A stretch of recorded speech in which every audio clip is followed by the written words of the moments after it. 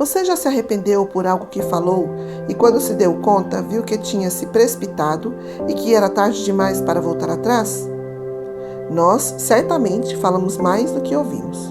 John MacArthur Jr., um pastor americano, escreveu em um dos seus livros: é estimado que, em média, as pessoas falam 18.000 palavras em um dia, o suficiente para preencher 54 páginas de um livro. Em um ano, esse montante será suficiente para preencher 66 volumes de 800 páginas. Assim, em média, as pessoas passam 1/5 de seu tempo de vida falando. Se uma pessoa tem 50 anos, 10 deles são gastos com falar. Bom, não tenho muita certeza se estamos falando menos e ouvindo mais, como nos orienta Tiago.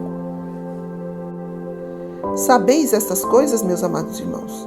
Todo homem, pois, seja pronto para ouvir, tardio para falar, tardio para se irar, porque a ira do homem não produz a justiça de Deus. Tiago 1, 19 e 20. Tiago nos ensina que quando obedecemos a palavra de Deus, o nosso comportamento muda em relação às pessoas que nos cercam e as nossas relações humanas são positivamente impactadas. No versículo 19, temos uma lição que deve ser aprendida por todos. Tardios para ouvir, tardios para falar, tardios para irar-se. Vamos entender separadamente cada uma dessas posturas que devemos adotar. Prontos para ouvir. O termo que foi traduzido como prontos, no grego é taxis, de onde vem no português táxi, rápido. Se vamos usar um táxi, é porque temos pressa. Assim deve ser a nossa comunicação com os outros. Devemos ser rápidos em ouvir. Provérbios 1:5 nos ensina que o sábio aprende a ouvir. Se o sábio der ouvidos, aumentará seu conhecimento, e se tem discernimento, obterá orientação. O quanto você ouve quando as pessoas estão à sua volta? Tardios para falar. A palavra que foi traduzida como tardio, no grego, tem uma conotação muito interessante, porque traz a ideia de uma pessoa que tem dificuldades intelectuais para compreender, inicialmente, o que foi dito, precisando de tempo para reflexão.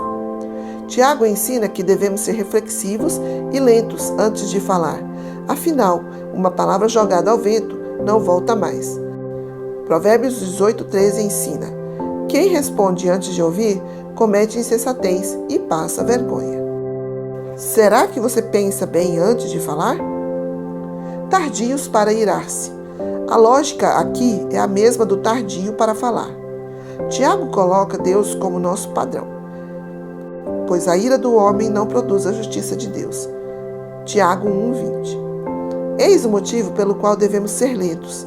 A ira do homem não produz a justiça de Deus, pois Deus não é reativo como os homens.